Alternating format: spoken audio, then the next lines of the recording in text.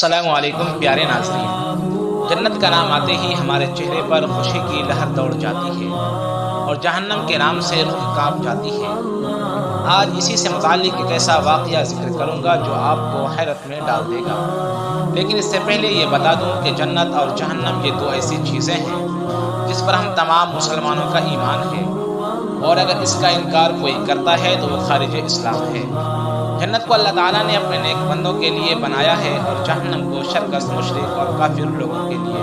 میرے دوستو، ہم میں سے کوئی بھی مسلمان ایسا نہیں ہوگا جو جنت میں جانا پسند نہ کرتا ہو، لیکن آج کی اس ویڈیو میں ہم بات کریں گے ایک ایسے شخص کے بارے میں جو صرف ایک ادنا سا چیز مکھی کی وجہ سے جہنم میں چلا گیا، اور ایک انسان جو ایک ادنا سا چیز مکھی کی وجہ سے جنت میں چلا گیا۔ لیکن ویڈیو شروع کرنے سے پہلے ایک اپیل ہے کہ اگر ہمارے چینل پر نئے آئے ہیں تو نیچے دیے گئے لال بٹن کو دبا کر چینل کو سبسکرائب کر دیں اور 500 سبسکرائبر پورا کرنے میں میری مدد کریں، کیونکہ آپ ہی کر سکتے ہیں۔ چلے ویڈیو کو شروع کرتے ہیں۔ میرے دوستو، علامہ ابن ابی شیبہ اپنی کتاب میں ایک عجیب اور حیرت انگیز واقعہ لکھتے ہیں کہ رسول اللہ صلی اللہ علیہ وسلم نے ایک دن اپنے صحابہ سے ارشاد فرمایا کہ ایک آدمی صرف مکھی کی وجہ سے جنت میں چلا گیا اور دوسرے جہنم میں چلا گیا۔ صحابہ اکرام نے عرض کیا، یا رسول اللہ، یہ کیسے؟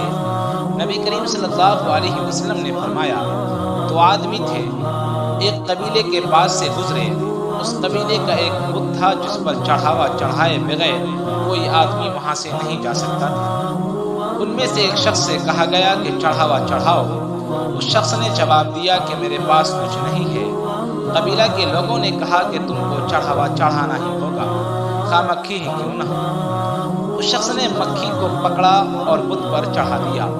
لوگوں نے اس کو جانے دیا۔ قبیلہ کے لوگوں نے دوسرے شخص سے کہا کہ تم بھی اس پر کچھ چڑھاوا چڑھاؤ۔ اس شخص نے کہا کہ میں اللہ کے علاوہ کسی کے نام کا چڑھاوا نہیں چڑھاؤں گا۔ لوگوں نے اس کو قتل کر دیا اور وہ جنت میں چلا گیا۔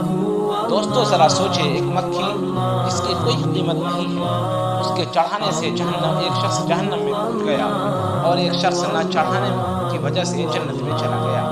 اور آج ہم میں سے بہت سارے لوگ ایسے ہیں جو اپنے دوستوں، اپنے مالکوں، اپنے دفتر کے کارکنان کو خوش کرنے کے لیے بتوں پر چڑھاوا ان کے ساتھ جا کر چڑھاتے ہیں۔